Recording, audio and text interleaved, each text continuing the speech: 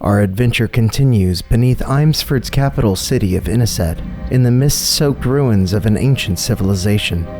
In a swirl of dissonant bell-ringing and whispered voices, Odd, the Aasimar bard, Valoth, the elven wizard, Flora, the Eladrin druid, and Drazad, the dragonborn cleric, travel with Kishtari, the elven monk, and Liam, the elven paladin, as they are guided by Nergath, a haggard, giant-like creature, through the pitch-black scum coating this mass graveyard landscape. As promised, Nergath graciously leads the party to his unnamed master, devouring lost souls in the form of luminous floating orbs along the way. The mist parts slightly as Nergath suddenly sprints ahead towards a towering ancient edifice. Without hesitation, the foul creature prostrates himself in a deep bow just in front of the dark silhouette of a man flanked by a skeletal wizard and none other than the enigmatic Eve. The shadowy figure is revealed as the King Tilueth, who appears to still draw breath and stands in front of a pile of obsidian weapons. Valoth springs into action. Calling upon his multi-dimensional magic, he attempts to teleport away with the Umbric staff, but his mind is not his own. The king wills him to teleport to him instead, and Valoth immediately places the staff into Tilueth's hand, before being sent flying into a stone wall by the empowered ruler. The king vanishes into thin air, wielding a powerful magic and taking the obsidian along with him, leaving the adventurers to fight against an undead court wizard, Nergath, and Eve. As the battle wears on, Eve's might bears down against Odd, a matriarchal blade rattling in her grasp. Her expression exudes an insatiable bloodlust as her teeth grind to the point of near cracking when Odd begins to realize his connection to her. The blade, now loosed from Eve's palm by Odd's shield, flips hilt over steel and clatters onto the ground. Her shocked gaze lifts to him and suddenly shifts off. A corona of light emanates from Odd as his mother's voice falls from his lips. I may have left in body, but you never left my thoughts. Tears roll unhindered from Eve's grayed eyes, and her dark demeanor is exchanged for a more pleasant one. A child, no older than 10, now smiles towards Odd, her half-brother, accepting a long-awaited release from the curses that once plagued her as she steps away from this dark place into a doorway of pure radiance. When the moment passes, naught is left of her but an old blade with an empty pommel. With her defeated, Nergath and the court wizard soon fall as well, and the party narrowly emerges victorious, even with the help from Kishtari and Liam. As Valoth uncovers more secrets from the court wizard's spellbook, it becomes apparent that this undead elf named Elwind was once the researcher whose notes they discovered before. Together they realize that Elwind was the architect of their distress thus far. His writings detail designs to obtain the Umbric staff that once belonged to the Ashen, Daekarin of the Mist, an ancient evil entity that created Zealous, and the magical wellspring they now refer to as Wrath. His apparent intent was to speak to Daekarin and learn from him, but without the staff as a means to connect safely to this bygone evil, something must have gone terribly wrong. Kishtari decides to return this information to her draconic patron, Caranton, as Liam returns to his fellow weavers in Benara with a similar goal. Thus the party leaves Inised and sets out for the mysterious city of Mistkeep for more answers regarding Daekarin. They learn in their travels that Mistkeep exists almost exclusively within the ethereal plane and is only accessible when the moon and stars are in specific positions with regard to the abyssal scar in the sky. They enlist the help of an astronomer in the town of Ardale, and the adventurers are able to determine an exceedingly short window of time that would allow them to quickly enter and exit the city before the way is closed again for weeks.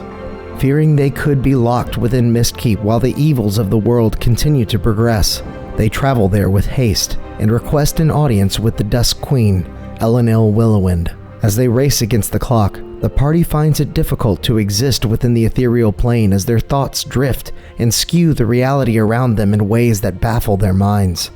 Eventually, they are allowed to speak with Mistkeep's ruler, who greets them with unbridled skepticism and misplaced anger for the endangerment of her people by outsiders who lack control over their influence within the ethereal plane.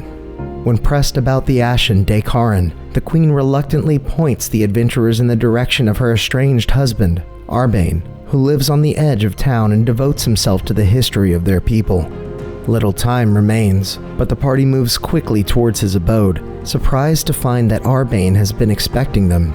Briefly, they discuss the origin of Mistkeep and Dekaran's banishment from their ranks thousands of years prior for seeking to take advantage of the spirits of the afterlife to fuel his quest for unbridled power and eternal life. Sharing in his ancestors' ambition, Elwind was outcast more recently, during the Second Era, and sought to continue Dekaran's work. With the use of obsidian weapons as receivers for magical power, Arbane suggests that Elwind may have been channeling his magic across the continent through the Abyssal Scar, which is simultaneously equidistant from every point in Roria, and possibly the world of Solim at large. Armed with this fresh understanding, the adventurers prepare to depart when Arbane reveals that their arrival had been divined to him by a mutual acquaintance, Flora's old Fey companion, Arvander. Arbane motions towards a window on the far side of his abode as a melodic howl echoes through their surroundings. When they spy the source, a wolf with a coat of variegated iridescence, Flora rushes to greet her oldest friend. They embrace for a moment before Arvander returns to his humanoid form and explains to Flora the dire condition of her home, Zashetan, under the tyrannous leadership of her uncle, Thralland. He presses her, wondering why she hasn't yet returned to challenge Thralland as the rightful ruler of the Zashi, before offering to guide the party there himself. Together, they steer their airship through a shimmering curtain of light summoned by Arvander as he disappears in a flash, replaced by the chaotic embrace of the jungle. Spontaneous snaps and lashes of verdant greenery whip past the hull as the vessel's careening descent is suddenly halted by the forest floor. As spores and clipped foliage settle into the dirt below, the adventurers are greeted by a shocked furbolg named Zoomlina, or Zumi for short. But before they can meet properly, they are happened upon by two of Thralland's men investigating the crash. Fighting side by side, the party is able to defeat them with help from Zumi's magic, and a gentle peace falls over the fresh clearing once again. Having finally returned home as she once promised, Flora takes time to bury her old ally, Matavi, in their native soil, and the party says a final heartfelt goodbye to the elderly druid before following Zumi back to her home in the wilds of Zashetan. There, new chaos awaits as they find a number of tiny creatures spawned from the mouths of living plants wreaking havoc on the area. Zumi rushes ahead, concerned about a young elven girl that was likely trapped inside as the party works to dispatch the threat.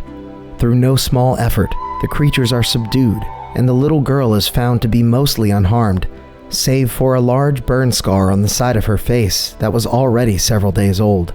Zumi explains that the girl stumbled in only 2 moons ago, and that she largely refused to speak due to the trauma that she'd endured. She elaborates that the girl was likely a victim from Rejet, a nearby village that was put to the torch by Thralland's men. The locals had revolted after rumors spread that Thralland brought down a sacred creature called Arathisa, the ancient green dragon responsible for all of Zashetan's vibrant plant life. They were of course no match for the brutish strength of the tyrant's forces, and now Rejet lay under siege, as the embers of the fire still smolder. Feeling a responsibility for the well-being of her people, Flora enlists the help of her companions to free Rejet and begin the battle against her uncle, who rules the tribes from his seat of power in Torvosa. With Zumi and the little girl in tow, the adventurers travel to Rejet, where they witness the charred remains of the surrounding jungle and the tortured expressions of the villagers under the boots of the bandit-like occupation, led by the fearsome Commander Zot within his Slayer's camp just to the north. An altercation erupts within a local tavern as the party fends off a drunken battalion of Zot's raiders as they're led in secret through the waterways beneath Rejet. Within the waste-filled catacombs, they discover a collective resistance preparing to strike once more against their occupiers, as well as the northern encampment where many of their allies are held prisoner. Utilizing a map of the Slayer's camp, The adventurers concoct a scheme to free the captives and defeat Commander Zot in one fell swoop. Reluctantly, Zumi entrusts the young elven girl's safety to the rebels, and the group sets their plan in motion. Under the cover of night, they sneak into the Slayer's camp and enact their plot, until they are discovered by Zot himself. The fires of battle erupt as the group is greatly outnumbered, even after freeing some of the malnourished prisoners within the camp. All seems lost until a new ally enters the fold, a young green dragon bearing a large burn mark on the side of its face. Adding her might to theirs, the party is able to turn the tides and strike down the enraged Commander Zot, even after he'd ingested a vial of dragon's blood as a last-ditch effort. Woefully wounded and exhausted beyond their means, the adventurers regroup and leave Rejette in Zumi's capable care as the young green dragon flies off further north in a vengeful rage towards Torvosa. Surmising that the hatchling aims at revenge against Thralland for the death of her mother, the party rushes back to their airship and sails through the stormy skies ahead, hoping they are not too late. During the journey, Flora steels her nerves as she recalls a dark memory of her uncle while on her first hunt with her father Vitoris. Under the bright flashes of another storm years ago, she was nearly killed by a wild bear and decided to take in its orphaned cub despite her uncle's protests. Kill it before it grows. Her resolve renewed, Flora guides her friends to an area south of Torvosa where they can then approach on foot. The rest of her companions struggle while she maneuvers through the dense underbrush with ease. She glides as if these steps are known to her, when suddenly it becomes clear why. Covered in a dense overgrowth lay the ruins of a modest homestead on the outskirts of Torvosa. The fragile outline of blackened stone and ashes turned to fertile soil reveals a sight that halts Flora's nimble movements. This, for her, was home once. Flora recalls the night Thralland attacked her family and the moment her mother, Biara, magically compelled her to run as the 12-year-old sprinted into the thicket in response, ultimately arriving in the Feywild some days later. Using this memory to fuel her rage, she fails an attempt in transforming into her ancestral wild-shaped form, the Ayanook, as the rest of the party helps her to process the past. Together, they eventually uncover a cryptic message left in Druidic by some unseen ally, letting them know that they are not alone in their struggle. This compels them to continue into Torvosa as they explore the city and look for any sign of its calloused leader. While they see nothing of Thralland himself, the presence of his underlings is unmistakable, as a familiar young elven girl is chased through the streets by several of their ilk. The adventurers spring into action and attempt to rescue her, felling several of her pursuers in the process, when another individual steps into the fray and calls off the chase. A tribal Lokatha commands with authority, "At ease, men. This girl is under my care, as are the others that trail you." The soldiers obey reluctantly, and the Lokatha introduces herself as Luma Krell, the spiritual guide of Torvosa and Matavi's replacement, serving at Thralland's behest. Despite her perceived alignment, the fishwoman presents herself as a friend to the party as she ushers them back out of the city and through an ancient grove of wooden totems depicting various Ayanook leaders of the past. On the way, she uncovers the truth of Flora's identity and reveals a secret of her own in exchange. She speaks to Flora about her uncle's past, the lost dream that corrupted him, and the outsider that placed this dark path at his feet over 100 years ago. A court wizard from Inniset. Thralland once longed to be free of his birthright, to explore the outside world, after meeting this elven mage who filled his head with wondrous sights and ideas. But Thralland's father, Caladorn, disapproved of this and shackled Thralland to his heirdom of Zashitan before banishing the wizard, shattering any hopes of peace and collaboration between Imsford and the Zashi people. Years passed, and Thralland's resentment only grew, until Caladorn named Flora's mother Biara as his successor instead. Now Thralland rules atop Biara's grave despite his late father and the dream that was smothered before it blossomed. Flora makes known her wish to replace her uncle as ruler without taking his life, but Luma Krell supposes that Thralland may be far beyond seeing reason. Enlightened with a new understanding of the past, The spiritual guide of the Zashi informs the party that Thraland now plays host to a kingly outsider near the center of town, where a poisonous miasma has clouded her vision and cleared the streets. Something dark indeed takes place there over the dead body of the jungle guardian, Erethisa. As time runs short, the party makes plans to immediately confront this vile ritual. As the young elven girl finally speaks, she confirms herself to be Ushtires, the offspring of Erethisa, before taking to the skies and feverishly flying into battle. The others follow and arrive just in time to see the deadly smog cleared and King Tiluath split in two by Ushtires. However, Thraland now lies in wait for the party, wielding an obsidian great axe, and having captured the young green dragon and bound her in chains.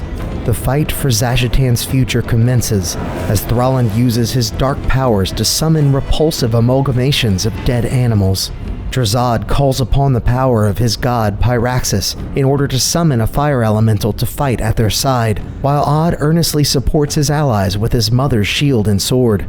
And, for just a moment, Thraland's menacing aura rescinds to make way for the elegant shimmering rainbow coat, the long branch-like horns, and the hope-filled dream of the true heir to Caledorn, to Biara. Though night still looms on high, the jungle appears to mistake this glimmer for that of the cresting sun, as roots and vines grow at a rapid pace in the light of a new presence. The rot in Torvosa recoils, as Flora assumes her Ionic form, more ready than ever to fight for her people and the land they steward. Thraland's ire drawn by this transformation, Valoth sees his chance to reclaim the Umbric staff from Tiluath's body as he polymorphs into a great ape in order to wrench it from the fallen king's death grip. Drazad too seizes the opportunity as he tries his might at removing a number of obsidian weapons protruding from Erethisa's corpse. Pushed to his limits, Thraland is then forced to unveil his own dark Ionic form. His body convulses and morphs into a grotesque wolf-like creature with long black tufts of flowing hair, exuding a deep purple necrotic energy. His obsidian great axe, now absorbed into his form, manifests as black teeth embedded in the bleeding gums of his elongated, snarling face. The clash crescendos as Valoth wrestles the staff into his possession and narrowly escapes its dark influence by casting it aside. Flora is driven from her hope-filled physique, but just before she can be felled, the dark beast of Torvosa is brought to heel under the might of Odd's sword. As Thraland collapses, his form reverts as he coughs a dark blood onto the ground. The obsidian axe trembles in his grasp as it looses from his meaty palm and swings. His chest is cut asunder, and his gaze falls empty.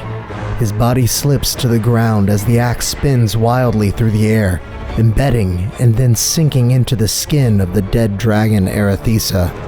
The Umbric staff flies from its perch near Valoth, moving swiftly as the limp body of the adult green dragon ascends. It pierces deep into the chest of Erethisa as energy pulses from the dragon's body like flashes of lightning that dance across the ground and sear the stone. Skin peels and flakes away into bright blue wisps of ash that scatter into a flurry as the creature's eyes glow with a magical vigor. A foul monstrosity takes flight with the skin of a dragon and a skeleton made of obsidian weaponry.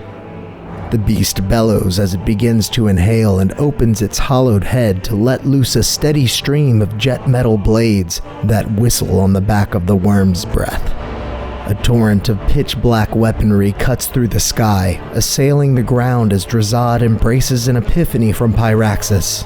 The obsidian great axe falls to the ground, deflected by a divine blessing. As the other armaments begin to wisp away, retreating to the terrible foe, this one remains motionless, unheeding the call to return. What is this you play at, cleric? You seek to be my undoing. You will not get the chance. The undead dragon slips into the air, hardly aided by its own wings, now full of holes and crooked joints. It hangs aloft for only a moment as another figure begins to rise. Thraland's undead form now lumbers forward, grabbing his great axe from the ground as, in a hurricane, the dragon flies into the night. The party, nearly done in by the beast's obsidian breath, is only just able to bring down the chief of Torvosa one last time. Not for revenge, not for honor, and certainly not for glory. As his body collapses, Flora catches his voice on the wind in a gentle timbre. "Thank you." As Thralland hits the stone, a mirage takes shape above his body. A gentler man with his long hair flowing in midnight's breeze as he smiles peacefully. His form begins to sift and morph into something more familiar, and he takes a new shape. A beautiful wolf with an otherworldly glow cascading out from branches laced into its coat. The hair flicks and flows tranquil like a trickling stream. Arvander now appears where Thralland was. He nods slowly and looks skyward before howling at the moon and disappearing into a blooming aurora of light. Simultaneously, Flora says goodbye to her oldest friend and her greatest enemy. And now the adventure continues in episode 41 of Legacy of the Ashen.